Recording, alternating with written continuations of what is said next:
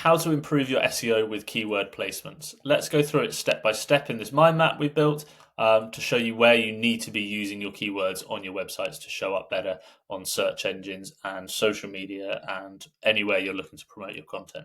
So the first place is important. It's the page title. It's the title tag of your page. The page title is the most important place to put your keyword because this is the biggest relevance to your page. It's like the title of a book. It's going to immediately signal to readers and search engines what your page is about. So it's the most important place, and it's also important to keep it short, under 60 characters, because we don't want to write an exceedingly long page title that half of it's going to get cut off, so that maybe the keyword actually doesn't get completed in full, or it just doesn't seem that clickable to a user because they can't read the whole title.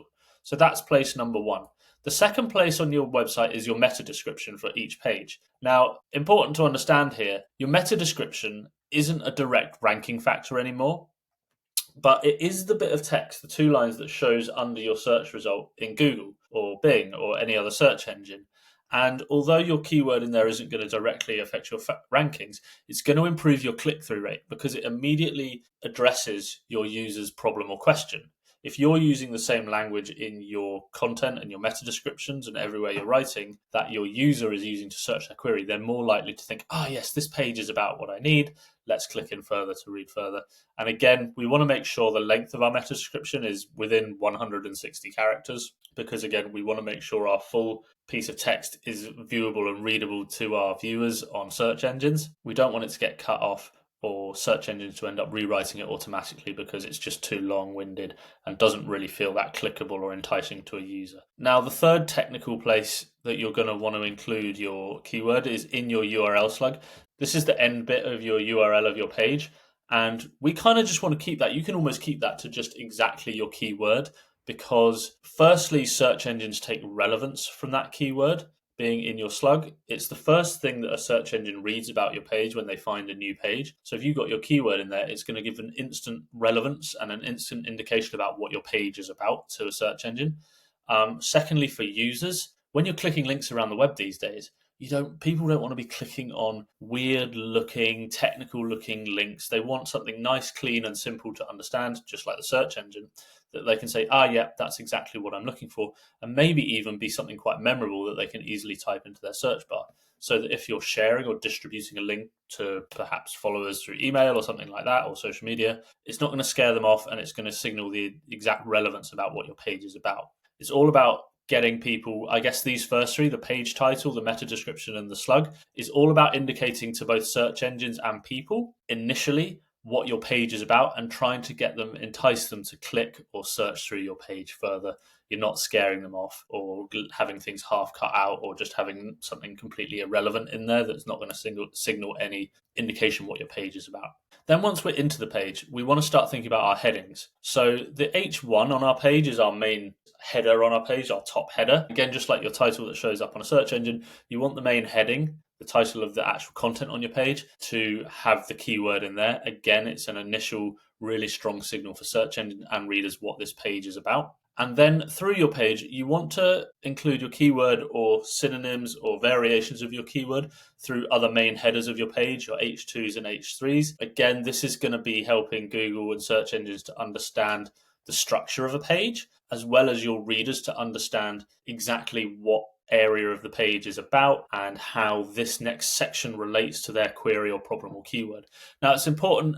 I wouldn't go and stuff your keyword into every single header on the page. I would either use it sparingly every 2 or 3 headers or use variations of it so that it doesn't become monotonous, boring, and just clearly like trying to game search engines, and actually almost reads a bit more journalistically and has a good bit of flow to the page. So don't go overboard there. It's almost better to underdo your H2 and H3 headings rather than overdo them and risk sort of the wrath of being over-optimized for search engines. The next place as well is, again, on the content, the first 100 words of your content. If you can get your keyword or a synonym or a variation of your keyword in there, it, again, to the reader and search engines, signals early relevance in the content. Very important. Another sort of supporting factor throughout your pages. If you can get your keyword in there early on, it's going to show that relevance really quickly to search engines and readers. And then again, of course, throughout the body of the text, you want to drop it in there, but naturally, don't shoehorn keywords in because you're trying to hit some quota on some tool. Make sure it actually fits relevantly and into the content that you're writing. So that means don't just stuff it in there everywhere you can or in every sentence. That's not helpful to anyone. Always think like a publisher and a journalist first and an SEO person second. You can always go back and slightly tweak sentences if there's a particular variation of your keyword you want to get in there. And again, like it says here, use related keywords, synonyms, other ways to describe content and information, or semantic variations is another way to sort of describe that. Now, one that people often forget, and this is really important for two reasons. Firstly, it helps the ranking of your page, and secondly, it's also going to help you show up in Google Images search. And as I showed in a video earlier this week, Google Image Search can account for thousands of searches to your website. Even in some cases, if you've got a particularly visual niche, I know something like maybe you're a wedding planner niche or something like that, having your images show up high up on Google is actually going to be a great tool to attract business to your company. So making sure your alt tags have your keyword in there because it helps image SEO. It also aids the accessibility of your website than leaving them blank. You want to make sure you're describing your image in a natural way that also includes your keywords. So don't just bung your keyword into your image alt tag. Make sure you're actually using a clear description of an image. For example, if it's an image for a wedding planner of a bride and groom getting married on a Greek island, you'd want to describe that. You say, a bride and a groom getting married on X, Y, and Z Greek island, and describe the image as you see it, and try to work your keyword into that image as well. Now, the next couple of places that are great for keywords are often missed. People only think often about the single page they're working on or the single piece of content they're working on. And they don't think wider than this. But search engines take relevance and indications about what a page is about from links pointing to that page, either internally on your website, one website page on your website to another, or from backlinks from other websites to your website. So for internal links, make sure you're using keyword-rich anchor text. That means, let's say you have, again, a blog on wedding planning and you're pointing to it from another page on your website, and your keyword you want to rank for is wedding planning. The link from your other page on your website to that wedding planning page should include the word wedding planning or a variation of it or part of a longer sentence. You want to vary that text, that keyword-rich text through your website so that it's not all just wedding planning, wedding planning, wedding planning. You could vary that text to have them included in different sentences. Wedding planner in Greece, for example, or amazing Greek wedding planning services. Varying that text is another great indication that you're working on your website in a natural way and not trying to shoehorn rankings in.